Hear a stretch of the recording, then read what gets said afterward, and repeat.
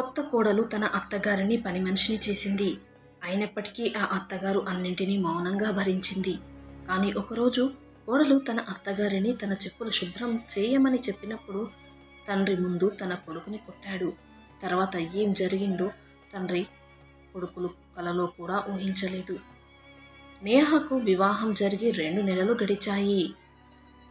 తెల్లవారుజామున నేహ తన మొబైల్లో ఎవరి నెంబర్కు ఫోన్ డయల్ చేస్తుంది.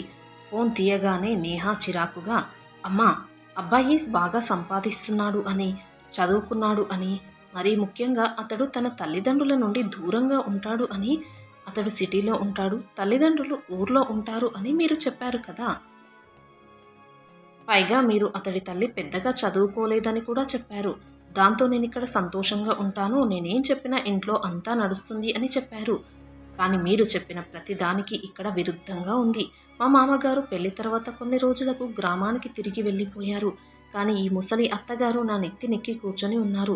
ప్రతి చోట తన దారిని తానే ఎంచుకుంటుంది. మరియు నేను చూస్తూనే ఉండాలి. నాకు చాలా ఇబ్బందిగా ఉంది. ఈమె వెళ్ళదు లేదా ఇక్కడే ఉంటుందేమో అన్నది. అప్పుడు నేహ తల్లి సరోజ చెప్పింది, నేహ, కాస్త ఓపిక పట్టు. మరియు నేను చెప్పేది గుర్తుంచుకో. పెళ్లి తర్వాత మీ అత్తగారి ఇంట్లో నీ సొంత పాలన ఉండాలి అనుకుంటే 1 వారం పాటు మీ అత్తగారికి సేవ చెయ్యి. అలా చేసి అప్పుడు చూడు, ఆమె నీ సూచనలను తప్పక పాటిస్తుంది. కానీ అల్లుడు ఉన్నంతకాలం అతడికి చాలా గౌరవం ఇవ్వు. ఆ వారం తర్వాత అతడు ఆఫీస్కి వెళ్ళిన వెంటనే అదే అత్తగారిని మంచి మాటలు చెబుతూ, మర్యాదగా మాట్లాడుతూ ఆమెతో, అత్తయ్య గారు, కాస్త నాకు సహాయం చేయండి. అత్తయ్య, కాస్త గిన్నెలు కడగండి. అయ్యో అత్తయ్య, కాస్త అలాగే ఇల్లు తుడవండి అంటూ ఎంతో మర్యాదగా పిలుస్తూ చెప్పు. కానీ నేహ, ఒక విషయం గుర్తుంచుకో.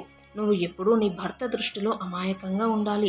లేకుంటే ఈ ఆట తప్పిపోతుంది అన్నది. అప్పుడు నేహ నవ్వుతూ, సరే అమ్మా, నేను నీ ఉపాయాన్ని అనుసరిస్తాను. కానీ నేను కొన్ని రోజులే అలా చేస్తాను. ఆ కొన్ని రోజుల్లో ఆమె నా మాట వింటే సరే, లేదంటే నేను ఇక్కడ ఉండలేను. నేను మీ దగ్గరికి వచ్చేస్తాను అన్నది.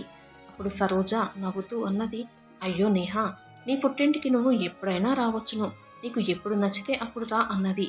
అప్పుడు దగ్గరలో కూర్చొని నిశ్శబ్దంగా వింటున్న సరోజన భర్త రాఘవయ్య తీవ్రమైన స్వరంతో, సరోజ, నువ్వు ఎలాంటి తల్లివి అసలు? నీ కూతురికి వేరొకరు తల్లిని ఎలా అగౌరవపరచాలో నేర్పిస్తున్నావా? ఇవేనా నువ్వు నీ కూతురికి ఇస్తున్న విలువలు? ఏం సంస్కారం ఇస్తున్నావు నువ్వు? ఫోన్ చేసి వెంటనే చెప్పు, అలాంటివేమీ చేయవద్దు. అత్తగారికి గౌరవం ఇచ్చి తనని సరిగ్గా చూసుకోమని చెప్పు అన్నాడు. అప్పుడు ఆమె తన భర్తతో చెప్పింది, అయ్యో, మీకు తెలియదు, మన కూతురు అక్కడ సంతోషంగా ఉండాలని. వద్దా? తను ఒక్కతే పనులు చేయకుండా తన అత్తగారి సహాయం తీసుకోమంటున్నాను, అంతే కదా. దాంట్లో తప్పేముంది? అలా కాకుండా మన కూతురే అన్ని పనులు చేస్తూ ఉంటే అప్పుడు ఇక ఆమె పని మనిషి కంటే అధ్వానంగా చేస్తారామెనక్కడ. ఆమె ఇప్పటినుంచి తన అత్తగారింట్లో తన స్థానాన్ని సంపాదించుకోవాలి అంటే ఆమె కాస్త తెలివిగా ఉండాలి. అయినా మీ పురుషులకేంటి, పొద్దస్తమానం బయటే ఉంటారు. సాయంత్రం ఇంటికి వస్తారు, తింటారు, పడుకుంటారు, పొద్దున లేవగానే వెళ్ళిపోతారు. కానీ సంఘర్షణ మరియు సహనం యొక్క భారాన్ని మోయాల్సింది మా స్త్రీలే కదా. ఇప్పుడు నా కూతురు ఆ ఇంటి కోడలు. ఇప్పుడు ఆమె ఆ ఇంటికి యజమానురాలు కావాలి. ఎందుకంటే తన అత్తగారి ఇల్లు ఇది కాదు. ఆమె ఊర్లో ఉండాలి. కానీ ఇక్కడ కొడుకు దగ్గర ఉండి నా కూతురికి భారంగా మారింది అన్నది. అప్పుడతడు కోపంతో అక్కడి నుంచి వెళ్ళిపోతాడు. తర్వాత నేహ తన అత్తగారింట్లో చిరునవ్వులు చిందిస్తూ తన అత్తగారైన సుశీలమ్మ దగ్గరికి చేరుకుంటుంది. ఆమెకు టీ మరియు ఆహారం ప్రతిదీ సమయానికి అందిస్తుంది. ఒక ఆదర్శవంతమైన కోడలులాగా. కానీ సుశీలమ్మ తక్కువ చదువుకోగలిగినప్పటికీ చాలా తెలివైన, ప్రశాంతమైన మరియు సహనం కలిగిన మహిళ. తన భర్త సురేందర్ ఒక రైతు. భర్తతో పాటే సుశీలమ్మ కూడా వ్యవసాయ పనులు చేస్తూ ఉండేది. తమ కొడుకు రాహుల్ని వాళ్ళు బాగా చదివించారు. ఇప్పుడు రాహుల్ నగరంలో పనిచేస్తున్నాడు. కొడుకు వివాహం జరిగినప్పుడు కొడుకు దగ్గరికి ఆ 2 భార్యాభర్తలు ఊరి నుండి సంతోషంగా వచ్చారు. ఆ తర్వాత వివాహం తర్వాత సురేందర్ గ్రామానికి వచ్చాడు. కానీ రాహుల్ తన తల్లిని ఊరికి వెళ్ళనివ్వకుండా ఆపాడు. అమ్మా, నేహాకు ఇక్కడ కొత్త కదా. నేను ఆఫీస్కి వెళ్తే నేహ ఇక్కడ ఒంటరిగా ఉండలేదు అని, తోడుగా నువ్వు ఇక్కడ ఉండమ్మా అంటూ తల్లిని ఆపాడు. దాంతో కొడుకు సంతోషం కోసం సుశీలమ్మ ఇక్కడ కొన్ని రోజులు ఉండడానికి అంగీకరించింది. ఆమె తన కోడల్ని కూతురుగా భావించింది. కానీ కొందరి దగ్గర అత్తగారు కావడం అంటే కొన్నిసార్లు పనిమనిషిలా మారడం అని ఆమెకు తెలియదు. పెళ్ళైన కొన్ని రోజుల తర్వాత రాహుల్ ఆఫీస్కి వెళ్ళడం ప్రారంభించాడు. ఉదయం హడావిడి, టిఫిన్, ఫైల్స్, ఫోన్ కాల్స్. మరియు మధ్యలో నేహాతో చెప్పేవాడు, ఆఫీస్లో పని ఎక్కువగా ఉంది, నాకు ఫాస్ట్గా భోజనం పెట్టు అనేవాడు. దాంతో నేహా నిదానంగా బదిలిచ్చేది, రాహుల్, నాకింత త్వరగా లేవడం అస్సలు అలవాట్లేదు. మా అమ్మ వాళ్ళ ఇంట్లో నేను ఎప్పుడూ ఉదయం 8 గంటలకు లేచేదాన్ని. నేను మా ఇంట్లో కనీసం నీళ్లు కూడా తీసుకువచ్చేదాన్ని కాదు.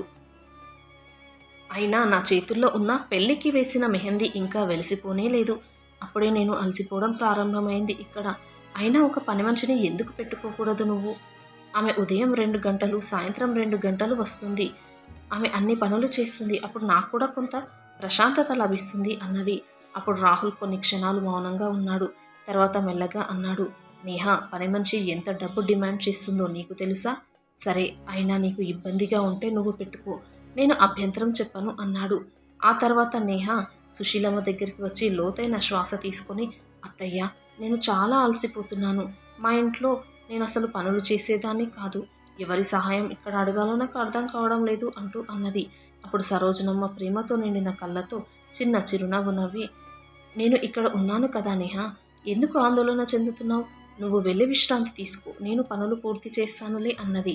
కొంచెం సంకోచం నటిస్తూ నేహా, లేదత్తయ్య, ఇది ఎలా జరుగుతుంది? మీరు నా తల్లి లాంటి వారు, మీరు నాకు అత్తయ్య, మీకు పనులు ఎలా చెప్పను అని. అప్పుడు మరేం పర్వాలేదమ్మా, నువ్వు వెళ్ళి విశ్రాంతి తీసుకో అని సుశీలమ్మ అంటుంది. దాంతో థ్యాంక్స్ అత్తయ్య అంటూ ఆమె ముసిముసి నవ్వులు నవ్వుకుంటూ తన రూంలోకి వెళ్ళి ఫోన్ చూస్తూ కూర్చుంది. అప్పుడు సుశీలమ్మ గారు పాత్రలన్నీ కడిగేశారు, ఇల్లు శుభ్రం చేశారు. మరుసటి రోజు ఉదయం కూడా నేహ గాఢ నిద్రలో ఉంది. మరియు సుశీలమ్మ నిశ్శబ్దంగా టిఫిన్ సిద్ధం చేస్తుంది. తర్వాత మెల్లిగా నేహ లేచి, అత్తయ్య గారు, ఈరోజు రాహుల్కి టిఫిన్ మీరు సిద్ధం చేయండి, నాకు ఈరోజు కొంచెం తలనొప్పిగా ఉంది అన్నది. సుశీలమ్మ ఏ ప్రశ్న అడగకుండా టిఫిన్ చేసింది. రాహుల్ బయటకు వచ్చినప్పుడు అతడు, అమ్మా, నువ్వు టిఫిన్ చేస్తున్నావా? నేహ ఎక్కడ ఉంది అడిగాడు. సుశీలమ్మ నవ్వింది, పర్వాలేదు బాబు, తనకి కాస్త తలనొప్పిగా ఉంది అంట, నేను చూసుకుంటాను అన్నది. ఇలా ఆ రోజు నుంచి పనులన్నీ ఆమెకొక దినచర్యలా మారిపోయాయి. నేహ ఆలస్యంగా మేల్కొంటుంది. అత్తయ్య టిఫిన్ తయారు చేస్తుంది, ఆహారం సిద్ధం చేస్తుంది. అంతా సిద్ధమయ్యాక నేహ వచ్చి రాహుల్కి వడ్డించి వంట ఆమె చేసినట్టుగా బిల్డప్ ఇచ్చేది. ఆ క్రెడిట్ అంతా ఆమె తీసుకునేది. తర్వాత ఒకరోజు రాహుల్ మరియు నేహ బర్త్డే పార్టీకి వెళ్తున్నారు. అప్పుడు బయట వర్షం పడి చెప్పులన్నీ మురికి పట్టాయి. అప్పుడు రాహుల్ అన్నాడు, అయ్యో, ఈ చెప్పులన్నీ పాడయ్యాయి, ఎలా ఇప్పుడు అనుకుంటూ ఉన్నాడు. అప్పుడు నేహ కూడా వచ్చి, అయ్యయ్యో, నా చెప్పులంతా మురికి పడ్డాయి, ఈ చెప్పులతో ఇప్పుడు ఎలా వెళ్ళేది? ఇప్పుడు నేను చీర కట్టుకున్నాను, ఈ చీరతో ఇప్పుడు నేను చెప్పులను శుభ్రం చేస్తే నా చీరంతా పాడైపోతుంది, ఎలా అంటుంది. అప్పుడు రాహుల్ అంటాడు, అమ్మా, కాస్త ఈ చెప్పులు నావి కడిగి పెట్టమ్మా, కాస్త మురికిగా ఉన్నాయి, నేను రెడీ అయ్యాను కదా అంటాడు. సరే అని కొడుకు చెప్పులను ఆ తల్లి మౌనంగా కడగడానికి తీసుకువెళ్తుంది. అప్పుడు అది గమనించిన ఆ కోడలు నేహ మెల్లిగా తన చెప్పులు వేసుకుని ఆ అత్తయ్య దగ్గరికి వెళ్ళి, అత్తయ్య గారు, మీరు ఏమీ అనుకోకండి, నా చెప్పులు ఇంకా మురికిగా అయ్యాయి, కానీ ఇప్పుడు నేను చీర కట్టుకొని ఉన్నాను, చాలా బాగా రెడీ అయ్యాను, ఇప్పుడు నేను వంగి ఈ చెప్పులను కడిగితే నా మేకప్ అంతా పోతుంది, మరియు అలాగే నా చీరంతా తడిసిపోతుంది, దాంతో నా బట్టలంతా మురికి అవుతుంది, కాబట్టి వీటిని కూడా కడుగు అన్నది. ఆ మాటలు విని ఆ అత్తగారు ఆశ్చర్యపోయారు.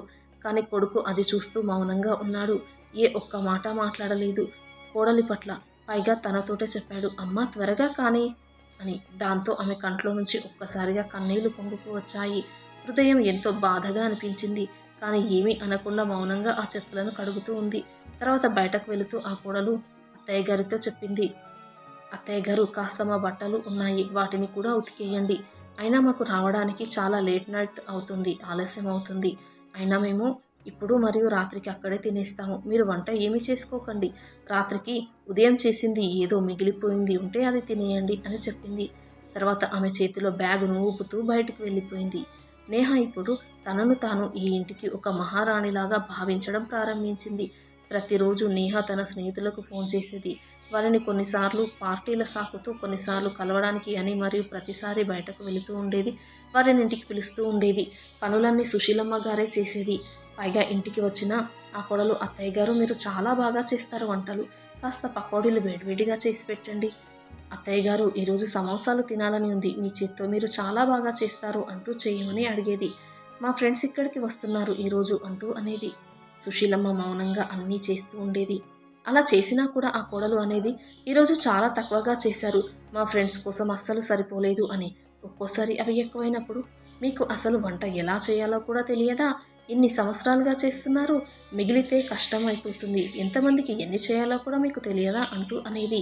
ఆ మాటలు విని సుశీలమ్మ కోడల్ని కూతురులాగా అనుకుంటుంది కాబట్టి ఆమె సరేలే చిన్నపిల్ల తర్వాత అర్థం చేసుకుంటుంది అని ఆమెనే తెలుసుకుంటుంది అని అనుకుంటూ ఉండేది. కానీ కాలం గడిచిపోతుంది.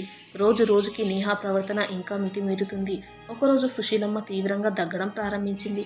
ఇంకా అప్పుడు ఆమె వంటగదిలో వంట చేస్తుంది. అప్పుడే రాహుల్ కూడా బయటికి వచ్చి చిరాకుగా, అమ్మా వంట చేసినప్పుడు కనీసం దగ్గును ఆపుకో అమ్మా. ఆ దగ్గు నాకు సోకితే నేను ఆఫీస్ నుండి సెలవులు తీసుకోవాలి. నీకేం, నువ్వు ఇంట్లోనే హాయిగా ఉంటావు అన్నాడు. నేహా కూడా అతనితో చేరి వెనక నుండి, అత్తయ్య మీకు ఎందుకు అంతగానం దగ్గు వస్తుంది? వంట చేసేటప్పుడు మా ఆరోగ్యాలు పాడు చేయడానికే ఇలా దగ్గుతూ ఉంటారా అన్నది. దాంతో సుశీలమ్మ కళ్ళు తడిగా మారాయి. ఆమె కొడుకు రాహుల్తో అన్నది, బాబు నన్ను గ్రామానికి పంపు. మీ నాన్నగారు గత 2 నెలల నుండి ఒంటరిగా అక్కడ ఉన్నారు. నేను ఇక్కడికి వచ్చి చాలా రోజులైంది. ఇప్పుడు నేను అక్కడికి వెళ్ళాలి అని. అప్పుడు రాహుల్ నేహా వైపు ఒక్క క్షణం చూస్తాడు. అప్పుడు నేహా కనుసైగలతో నిరాకరించింది. దాంతో రాహుల్ అన్నాడు, అమ్మా నాన్నగారికి ఏం సమస్య ఉంటుంది? అతనికి ఏదైనా సమస్య ఉంటే వెంటనే ఫోన్ చేసి ఉండేవాడు కదా. అయినా నేహా పుట్టినరోజు కూడా వస్తుంది, ఆ తర్వాత చూద్దాం, ఇప్పుడు ఎక్కడికి వెళ్ళకు అన్నాడు. దాంతో సుశీలమ్మ మౌనంగా ఉండిపోయింది. కానీ ఇప్పుడు ఆమె మౌనంలో ఆ ముందటి ప్రశాంతత లేదు. ఆ రోజు రాహుల్ ఆఫీస్కి వెళ్ళాక తన రూమ్లో నేహ తన తల్లికి ఫోన్ చేసింది. అమ్మా మా అత్తయ్య ఊరికి వెళ్తాను అంటుంది. ఇక ఆమె ఊరికి వెళ్తే ఇంట్లో పనులు ఎవరు చేస్తారు? అందుకే వెళ్ళనివ్వలేదు అని సంతోషంగా మాట్లాడుతుంది. ఆ తర్వాత ఆమె షాపింగ్ అని బయటకు వెళ్ళింది. చాలాసేపటి తర్వాత ల్యాండ్లైన్ ఫోన్ మోగింది. సుశీలమ్మ అప్పుడు కూరగాయలు కట్ చేస్తూ ఉంది. దాంతో ల్యాండ్లైన్ ఫోన్ లిఫ్ట్ చేయడానికి సుశీలమ్మ కూరగాయలు పక్కకు పెట్టి ఫోన్ లిఫ్ట్ చేసింది. అవతల సురేందర్ మాట్లాడుతున్నాడు. సుశీల ఎలా ఉన్నావు? నువ్వు నన్ను మర్చిపోలేదు కదా అంటూ ఆప్యాయంగా పలకరించాడు. ఆ మాటలు విని సుశీలమ్మ కళ్ళు నిండిపోయాయి. లేదు, నువ్వు లేకుండా ప్రతిరోజు ఒక సంవత్సరంలా అనిపిస్తోంది. నేను రాహుల్కి చెప్పాను నన్ను అక్కడికి మీ దగ్గరికి పంపించమని. కానీ అతడు నేహా పుట్టినరోజు అని ఆపాడు. ఆ తర్వాత వెళ్దు అన్నాడు అని చెప్పింది. అప్పుడు సురేందర్ అన్నాడు, సరే నేను అప్పుడు వస్తాను, సిద్ధంగా ఉండు, నేను నిన్ను నాతో తీసుకువెళ్తాను అని. సుశీలమ్మ నవ్వింది. కానీ అప్పుడే తలుపు గట్టిగా కొట్టిన శబ్దం వినిపించింది. ఎవరో వచ్చినట్లుంది, నేను తర్వాత ఫోన్ చేస్తాను అని చెప్పి ఫోన్ కట్ చేసి ఫోన్ తలుపు తెరిచింది సుశీలమ్మ. ఎదురుగా నేహ, ఆమె చేతిలో షాపింగ్ బ్యాగులు, పదునైన కళ్ళు మరియు ఆమె కఠినమైన నాలుకతో, తలుపు తెరవడానికి ఎందుకింత ఆలస్యం చేస్తున్నావు? మా రూమ్లో ఏమన్నా వెతుకుతున్నావా? బీరువాలో? లేదా ఏదైనా ఆహారం దాచుకొని తింటున్నావా? ఎందుకింత లేటు అని గట్టిగా అన్నది. దాంతో సుశీలమ్మ కళ్ళు పెద్దవి అయ్యాయి షాక్తో. ఓ దేవుడా, నేహా అసలు నువ్వేం మాట్లాడుతున్నావు? మీ మామయ్య గారు ఫోన్ చేస్తే నేను మాట్లాడుతున్నాను అన్నది. అప్పుడు వావ్, ఈ వృద్ధాప్యంలో కూడా మీరు ప్రేమ కబుర్లు బాగా చెప్పుకుంటూ ఉన్నారే. ఇక చాలు ఆ ప్రేమ కబుర్లు, వెళ్ళి ఈ బ్యాగులు అన్నీ తీసి నా బెడ్రూమ్లోకి పెట్టు అంటూ ఆమె వెళ్ళి సోఫాపై కూర్చుంది. అలా కూర్చొని చెప్పింది, అత్తయ్య గారు మీకు తెలిసే ఉంటుంది, మన ఇంటికి ఎప్పుడైనా ఎవరైనా చుట్టాలు వస్తే మనం వారికి గౌరవం ఇవ్వాలి అని. ఇక్కడ 2 రూమ్లే ఉన్నాయి, మరి మన ఇంటికి అయితే మా అమ్మ నాన్న 2 రోజులు ఉండడానికి వస్తున్నారు. వారికి ఉండడానికి గదే లేదు, ఎందుకంటే ఒక గదిలో నేను రాహుల్ ఉంటున్నాము, మరొక గదిలో మీరు ఉంటున్నారు. ఇప్పుడు మీరు మీ కొడుకుని బయటకు పంపిస్తే బాగుండదు కదా. కాబట్టి మీరు స్టోర్ రూమ్లో మీ సామాన్లు పెట్టుకోండి. మా అమ్మ నాన్న ఆ రూమ్లో, మీరుండే గదిలో ఇప్పుడు ఉంటారు అన్నది.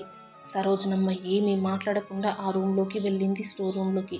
కనీసం కొడుకు వచ్చాకైనా అడుగుతాడు అనుకుంటే అతడు ఏమీ మాట్లాడలేదు. అవునమ్మా, కొన్ని రోజులు ఇంట్లో అడ్జస్ట్ అవ్వు.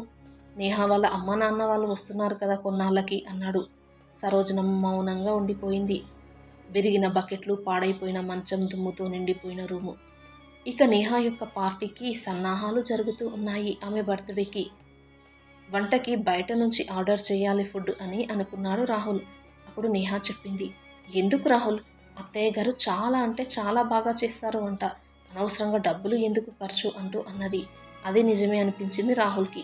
దాంతో నేహా వెళ్ళి, అత్తయ్య గారు ఈరోజు నా బర్త్డే పార్టీ కదా, మీరు చాలా బాగా వంట చేస్తారు కాబట్టి వంట పనులన్నీ మీరు చూసుకోండి. అమ్మ నేను రెడీ కావడంలో నాకు సహాయం చేస్తుంది. కానీ అత్తయ్య గారు వంట పనులు ముగించడానికి ముందు ఇల్లు నీట్గా కూడా ఉండాలి కదా, కాస్త ఇల్లుని శుభ్రంగా ఉంచండి. మా అమ్మకు పని చెప్తే బాగుండదు కదా, తను అతిథి కదా. నేను బర్త్డే అమ్మాయిని, పనులు చేస్తూ ఉంటే సాయంత్రం బర్త్డే పార్టీకి అలసిపోతాను అంటూ చెప్పింది.